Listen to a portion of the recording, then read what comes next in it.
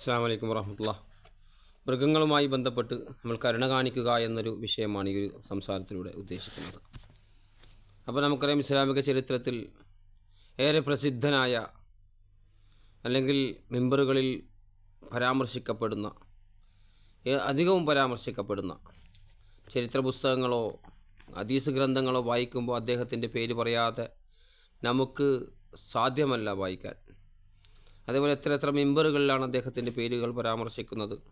പക്ഷേ അദ്ദേഹം അറിയപ്പെടുന്നതാകട്ടെ ഈ ഒരു പൂച്ചയുടെ പേരിലാണ്, ഒരു മൃഗത്തിൻ്റെ പേരിലാണ്. അതെന്തുകൊണ്ടെന്ന് വെച്ചാൽ അദ്ദേഹം പ്രവാചകൻ്റെ മുമ്പിലായി, പ്രവാചകൻ കണ്ടു അദ്ദേഹത്തെ പലപ്പോഴും കാണാറുള്ളത് അദ്ദേഹം തൻ്റെ ഡ്രസ്സിൽ ഒരു പൂച്ചക്കുട്ടിയെ ആയി നടക്കുന്നതായിട്ടാണ്. അപ്പോൾ പ്രവാചകൻ ഒരിക്കൽ വിളിച്ചു, അബൂ ഉറൈറ അഥവാ പൂച്ചയുടെ ബാപ്പ എന്നർത്ഥം വരുന്ന, പൂച്ചയുടെ പിതാവ് എന്നർത്ഥം വരുന്ന ഒരു പദം പ്രവാചകൻ വിളിക്കുകയുണ്ടായി. അങ്ങനെയാണ് അദ്ദേഹത്തിന് അബൂ ഉറൈറ എന്ന അപരനാമം വരുന്നതും ആ നാമത്തിലാണ് അദ്ദേഹം ഏറെ പ്രസിദ്ധനായതും സ്വന്തം പേരിനേക്കാൾ. പലർക്കും അദ്ദേഹത്തിൻ്റെ സ്വന്തം പേര് പോലും അറിയില്ല, നമുക്കറിയില്ല. അബ്ദുറഹ്മാൻ ബിൻ സഖർ അദ്ദൗസി എന്നാണ് അദ്ദേഹത്തിൻ്റെ പേര്. അബ്ദുറഹ്മാൻ എന്നാണ് അദ്ദേഹത്തിൻ്റെ പേര്. ഷംസ് എന്നായിരുന്നു അദ്ദേഹത്തിൻ്റെ ആദ്യകാലത്തെ പേര്. അപ്പോൾ പ്രവാചകൻ, നമുക്കറിയാം ഷംസ് എന്ന് പറഞ്ഞ സൂര്യൻ, ഷംസ് എന്ന് പറഞ്ഞ സൂര്യൻ്റെ അടിമ, ആ പേര് അദ്ദേഹത്തിന് മാറ്റി അബ്ദുറഹ്മാൻ ബിൻ അദ്ദൗസി, അബ്ദുറഹ്മാൻ എന്ന് പേരാക്കുകയായിരുന്നു പ്രവാചകൻ. പക്ഷേ അദ്ദേഹം അറിയപ്പെട്ടതാകട്ടെ ഈ അബൂ ഹുറൈറ എന്ന പേരിലാണ്. 600ഓളം ഹദീസുകൾ അദ്ദേഹം റിപ്പോർട്ട് ചെയ്തത്. ചുരുങ്ങിയ കാലമാണ് പ്രവാചകൻ്റെ കൂടെ ഉണ്ടായത്. എന്നിട്ടും അദ്ദേഹത്തിൻ്റെ ആ അറിവും അദ്ദേഹത്തിൻ്റെ ഇതൊക്കെ നമ്മൾ ഏറെ മനസ്സിലാക്കേണ്ടതാണ്. ചുരുങ്ങിയ കാലം കൊണ്ട് വലിയൊരു ഇതാണ് അദ്ദേഹം ചെയ്തു വെച്ച് ഈ ലോകത്തിന് വിട പറഞ്ഞത്.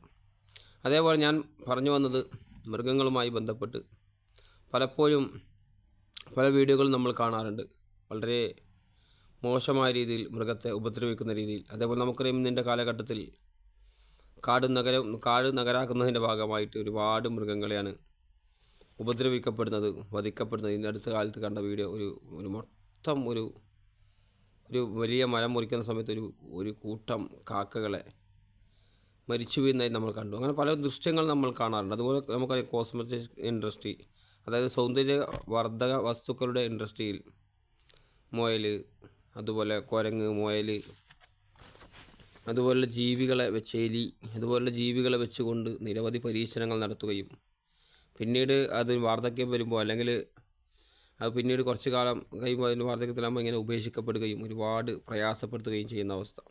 അതുപോലെ ജനിതക ഇൻഡസ്ട്രിയുമായി ബന്ധപ്പെട്ട് ജനിതക മാറ്റങ്ങൾ വരുത്തിക്കൊണ്ട് പല ഇതും കുത്തിവെച്ചുകൊണ്ട് പല രീതിയിലെ വികൃതമായ ജീവികളെ സൃഷ്ടിച്ച്, ഒരു കൈയില്ലാത്ത, കാലില്ലാത്ത, അല്ലെങ്കിൽ അങ്ങനെയുള്ള വികൃതമായ ജീവികളെ സൃഷ്ടിച്ച് അങ്ങനെ പ്രയാസപ്പെടുത്തുന്ന അവസ്ഥ നമ്മൾ കാണാറുണ്ട്.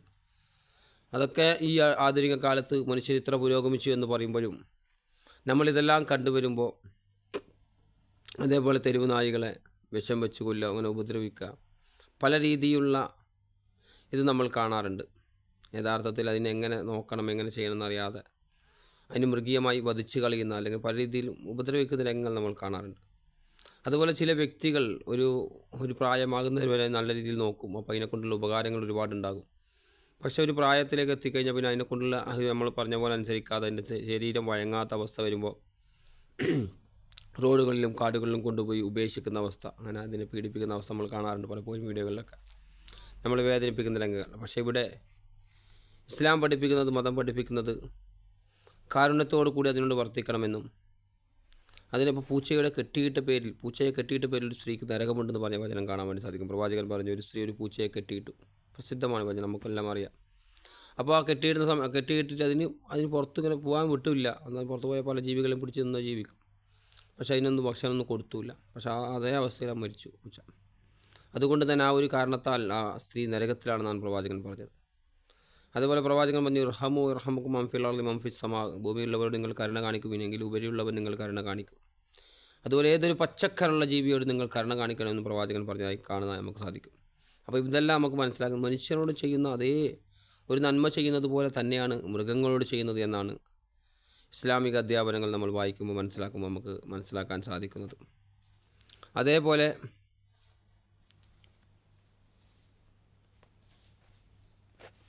പൂച്ചയെ കെട്ടിയിട്ടതിൻ്റെ പേരിൽ, ഒരു നായക്ക് വെള്ളം കൊടുത്തതിൻ്റെ പേരിൽ സ്വർഗം കിട്ടിയ ഒരു സംഭവം നമുക്കറിയാം. അങ്ങനെ 2 സംഭവങ്ങൾ വന്നിട്ടുണ്ട്. ഒരു സ്ത്രീയുമായി ബന്ധപ്പെട്ട്, ഒരു പുരുഷനുമായി ബന്ധപ്പെട്ട് വന്നിട്ടുണ്ട്. നമുക്കെല്ലാം സുപരിചിതമാണ് ആ ചരിത്രവും സംഭവങ്ങളും.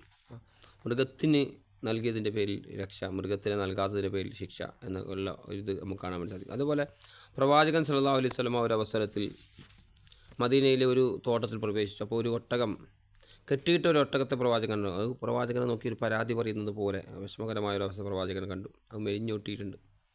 ആ പ്രവാചകൻ സല്ലല്ലാഹു അലൈഹി വസല്ലം വിളിച്ചു, ആരാണ് ഇതിൻ്റെ ആൾ? ഇതിങ്ങനെ പരാതി ബോധിപ്പിക്കുന്നുണ്ട്. അതായത് ഇതിനെ നിങ്ങൾ പീഡിപ്പിക്കുന്നത് ശക്തമായ ഭാരം നൽകിയിട്ടും അതുപോലെ കൃത്യമായി ഭക്ഷണം നൽകാതെയും ഈ ജീവിയുടെ കാര്യത്തിൽ നിങ്ങൾ അള്ളാഹുവിനെ സൂക്ഷിക്കണമെന്ന് പ്രവാചകൻ പറയുന്ന ഒരു വചനം കാണാൻ വേണ്ടി സാധിക്കും. അതേപോലെ ഇബ്നു ഉമർ റളിയല്ലാഹു നിവേദനം ചെയ്യുന്ന ഒരു ഹദീസ്, അവിടെ പ്രവാചകൻ പറഞ്ഞത് മൃഗത്തെ ഉന്നമാക്കുന്നവൻ പ്രവാചകൻ സല്ലല്ലാഹു അലൈഹി വസല്ലം ശപിച്ചിരിക്കുന്നു. ഉമർ റളിയല്ലാഹു ഒരിക്കൽ ഇബ്നു ഉമർ റളിയല്ലാഹു അതായത് ഇബ്നു ഉമർ എന്ന് പറഞ്ഞാൽ അബ്ദുള്ള ഇബ്നു ഉമർ അല്ല, ഇബ്നു ഉമർ എന്ന് പറഞ്ഞാൽ ഉമർ അള്ളാഹുവിൻ്റെ മകൻ. അപ്പോൾ അവിടെ ഇബ്നു ഉമർ റളിയല്ലാഹു അൻഹു അബ്ദുള്ള ഉബൈദുള്ള 2 മക്കളാണ് അദ്ദേഹത്തിനുള്ളത്. അബ്ദുള്ള ഉബൈദുള്ള ഇതിലേതൊരു മകനാണെന്ന് എൻ്റെ ഓർമ്മ. അപ്പോൾ ഇവിടെ ഇബ്നു ഉമർ റളിയല്ലാഹു അൻഹു പിന്നെ നടന്നു പോകവേ ഒരു വകം ചെറുപ്പക്കാർ ഒരു പക്ഷിയെ ഉന്നമാക്കി വെച്ചുകൊണ്ട് അമ്പെയ്ത്ത് പരിശീലിക്കും. നമുക്കറിയാം ഇന്നത്തെ പോലെയല്ല, പണ്ട് അമ്പെയ്ത്ത് പരിശീലിക്കുന്നുണ്ടായിരുന്നു. അപ്പോൾ അവിടുന്ന് ശക്തമായി പറഞ്ഞു. അപ്പോൾ ഇബ്നു ഉമർ റളിയല്ലാഹുവിനെ കണ്ടപ്പോൾ ഇവരോടി. അപ്പോൾ ഉറക്കെ വിളിച്ചു പറഞ്ഞു, ഇദ്ദേഹം നിങ്ങൾ അള്ളാഹുവിൻ്റെ റസൂൽ സല്ലല്ലാഹു അലൈഹി വസല്ലം പറഞ്ഞിരിക്കുന്നു, ആരെങ്കിലും അമ്പുകളായി ഉന്നമായി ഇതിന് മൃഗത്തെ ഉപയോഗിക്കുന്നവനെ അള്ളാഹുവിൻ്റെ റസൂൽ ശപിച്ചിരിക്കുന്നു എന്ന്. അത്ര ഗൗരവകരമായ കാര്യമാണ് പ്രവാചകൻ ശപിച്ചു എന്ന് പറഞ്ഞാൽ നമുക്കറിയാം. അപ്പോൾ അതുപോലെ ഉന്നമായി ഉപയോഗിക്കരുത്. അതുപോലെ പ്രവാചകൻ മറ്റൊരു അവസരത്തിൽ പറഞ്ഞൊരു വചനം കാണാൻ വേണ്ടി സാധിക്കും, മിമ്പറുകളാക്കരുത് നിങ്ങൾ. നമുക്കറിയാം ഇന്ന് കാലഘട്ടത്തിൽ വാഹനത്തിലും ബൈക്കിലും കാറിലൊക്കെ നമ്മൾ പോകുമ്പോൾ നമ്മളെ സുഹൃത്തിന്, നമ്മൾ നാട്ടുകാരനെ, കൂട്ടുകാരനെ, കുടുംബക്കാരനൊക്കെ കാണുമ്പോൾ നമ്മളവിടെ നിന്നുകൊണ്ട് സംസാരിക്കും, ആ വണ്ടിയിൽ ഇരുന്നുകൊണ്ട് സംസാരിക്കും. അപ്പോൾ അവിടെ പണ്ട് കാലത്ത് ഇതായിരുന്നു ഒട്ടകം, കുതിര, കൈത ഇതിലൊക്കെ ആയിരുന്നു സഞ്ചാരം.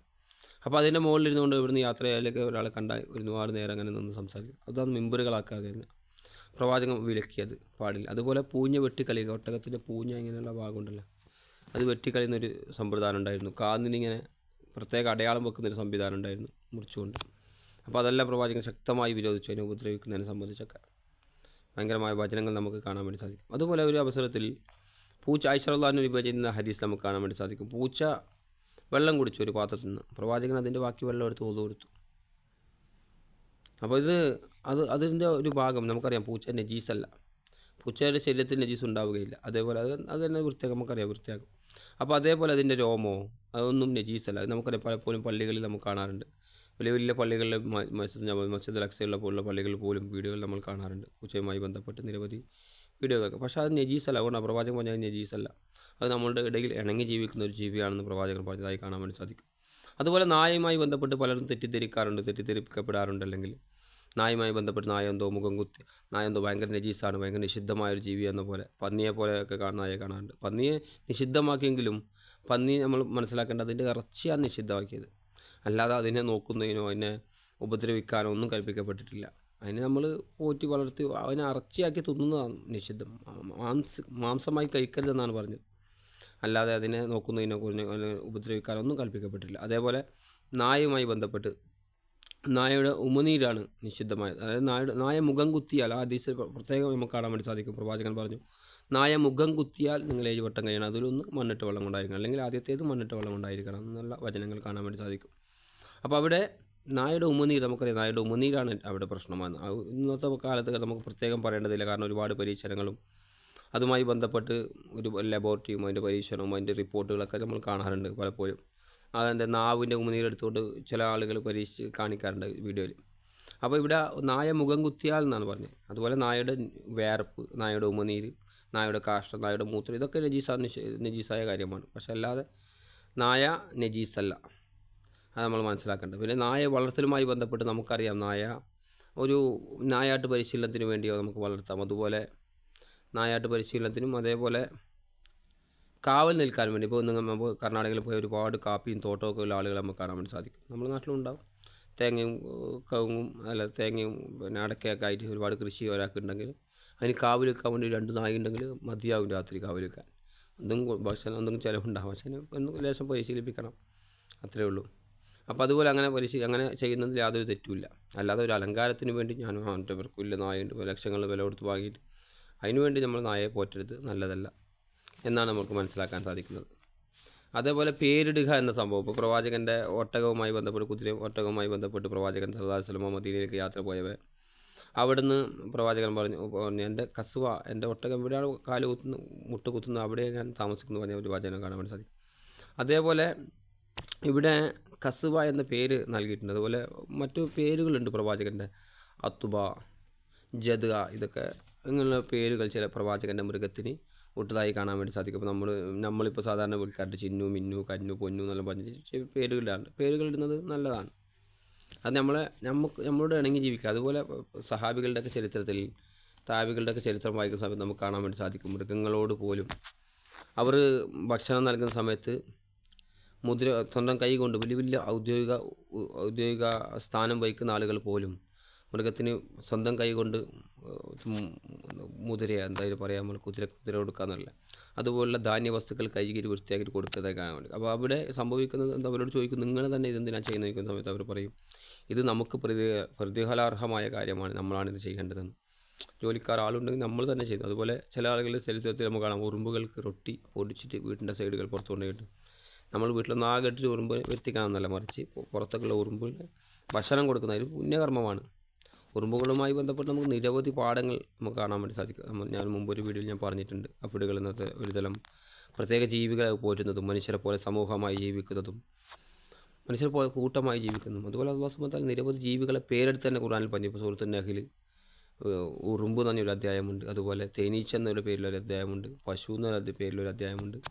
നിരവധി ജീവികളുടെ പേരുകൾ, 24ഓളം ജീവികളുടെ പേരാണ് എൻ്റെ ഓർമ്മ, പേരുകൾ പരാമർശിക്കപ്പെട്ടിട്ടുണ്ട് ഖുർആനിൽ തന്നെ. അപ്പോൾ ഇതൊക്കെ അതുപോലെ അതിനോട് കരുണ കാണിക്കുക ജീവികളോട്. അതിൻ്റെ കൂടെയൊക്കെ ഒരുപാട് സമയം ചിലവഴിക്കുമ്പോൾ നമ്മുടെ മനസ്സുകൾ ലോലമാകാൻ അത് കാരണമാകുമെന്ന് നമുക്കറിയാവുന്നതാണ്. ഇപ്പോൾ മൃഗങ്ങളുടെ ആട്ടിനൊക്കെ പോരുന്ന ആളുകൾ പ്രവാചകന്മാരുടെ ചരിത്രം നമ്മൾ വായിക്കുമ്പോൾ നിരവധി പ്രവാചകന്മാരുടെ ചരിത്രം, പ്രവാചകൻ പറഞ്ഞ് എൻ്റെ മുമ്പുള്ള എല്ലാ പ്രവാചകന്മാർ ആടുകൾ മേയിച്ചിട്ടുണ്ട്. അപ്പോൾ ഈ മദീന കാലഘട്ടത്തിലാണ് ഈ ഹദീസ് പറയുന്ന പ്രവാചകൻ. അപ്പോൾ സാഹിബുകൾ ചോദിച്ചു പ്രവാചകരെ അങ്ങ്, അപ്പോൾ അവർക്കറിയില്ല പ്രവാചകൻ്റെ ആദ്യകാല ജീവിതം, അങ്ങ് ആട്ടിനെ മേയിച്ചിട്ടുണ്ട്. അപ്പോൾ പ്രവാചകൻ പറഞ്ഞു അതെ ഞാനും ആട്ടിനെ മേയിച്ചിട്ടുണ്ട്. അതുപോലെ ഉമർ അള്ളാഹിൻ്റെ ചരിത്രത്തിൽ നമുക്കറിയാം, അദ്ദേഹത്തിൻ്റെ ആദ്യ കാലഘട്ടത്തിൽ അദ്ദേഹത്തിൻ്റെ പരുഷമായ സ്വഭാവം ഇതൊക്കെ നമുക്കറിയാം. പക്ഷേ അദ്ദേഹവും ആടിനെ മേയിച്ച സംഭവം പറയുന്നതായി നമുക്ക് കാണാൻ വേണ്ടി സാധിക്കും. ആടുകളെ വാങ്ങുക, വളർത്തുക, പോറ്റുക, അതിനെ പരിപാലിക്കുക, അതൊക്കെ നല്ല കാര്യമാണ്. അതുപോലെ നമ്മളൊരു സഹനം പഠിക്കുന്നൊരവസ്ഥയിലേക്ക് അത് പോകും. ഒരുപാട് സഹനം വേണം. നമുക്കറിയാം കെട്ടിയിട്ട് ഇങ്ങോട്ട് തിരിഞ്ഞു വരുമ്പോൾ അത് ചൊറഞ്ഞിട്ട് പോയിട്ടുണ്ടാകും. അപ്പോൾ വീണ്ടും പോയി നേരാക്കണം. അപ്പോൾ സഹനം പഠിക്കാനൊക്കെ അത് കാരണം. അതുപോലെ മൃഗങ്ങളോട് നമ്മൾ കരുണ കാണിക്കുക അധികമായിട്ട്. കുട്ടികൾക്കൊക്കെ വീട്ടിൽ ഒരു പൂച്ചയോ ഒരു ആടോ എന്തൊക്കെ ഉണ്ടെങ്കിൽ ആ കുട്ടികൾ അതിനോട് കളിക്കുകയും നമ്മൾ മൊബൈലൊക്കെ ഒഴിവാക്കാൻ വേണ്ടി ഒരുപാട് ഇതൊക്കെ ചെയ്യാറുണ്ട്. പക്ഷേ അവർക്ക് ഇഷ്ടപ്പെട്ട ജീവികളെ വാങ്ങിക്കൊടുക്കുക. അപ്പോൾ നല്ല പ്രാവുകളെ, ഇപ്പോൾ പ്രാവുകളുമായി ബന്ധപ്പെട്ട് പക്ഷിയുമായി ബന്ധപ്പെട്ട് ഒരു വചനം പ്രവാചകൻ്റെ യാ അബാ ഉമൈർ മാ ഫഹലൻ ഉമൈർ എന്നൊരു വചനം, ഒരു ഹദീസ് കാണാൻ വേണ്ടി സാധിക്കും. ഇതിൽ നിന്ന് നിരവധി പാഠങ്ങൾ പണ്ഡിതന്മാർ രേഖപ്പെടുത്തിയായി കാണാൻ വേണ്ടി സാധിക്കും. എന്തുകൊണ്ടെന്ന് വെച്ചാൽ അവിടെ പ്രവാചകൻ പറയുന്നത്, ഇത് ഒരു കുട്ടി സഹാബിക്ക് ഒരു കുട്ടിക്ക് ഒരു പക്ഷി ഉണ്ടായിരുന്നു.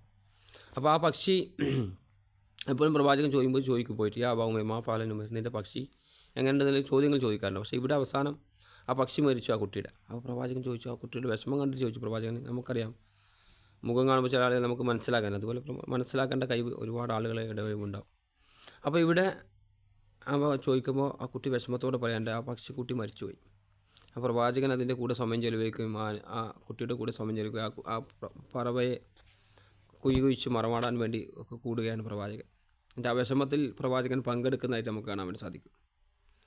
അപ്പോൾ ഇതുപോലെ ഇതിൽ നിന്ന് വിശദീകരിച്ചുകൊണ്ട് പണ്ഡിതന്മാർ പറഞ്ഞു, ചില പ്രാവുകളെ റബ്ബറൊക്കെ ഇട്ട് നമ്മൾ പോറ്റാറുണ്ടല്ലോ വീട്ടിൽ, അതൊക്കെ അനുവദിച്ചതും അതുപോലെ കുറച്ച് കൂട്ടിലാക്കിയിരിക്കണം, കുറച്ച് പോറ്റുന്നതൊക്കെ അനുവദിക്കുന്നത് ഇതുകൊണ്ടാണ് എന്നൊക്കെ ഈ ഒരു സംഭവത്തിൻ്റെ അടിസ്ഥാനത്തിലാണ് പണ്ഡിതന്മാർ പറഞ്ഞത്. ഒന്നാകെ പീഡിപ്പിക്കുകയല്ല കൂട്ടിയിട്ട്, മറിച്ച് നമ്മൾ കൂട്ടിൽ വിട്ട് പോറ്റാം. കുറച്ച് നമുക്ക് പഴകുമ്പോൾ അത് പുറത്ത് വിട്ടാലും അങ്ങനെ പോകാത്ത അവസ്ഥ ഉണ്ടാകും.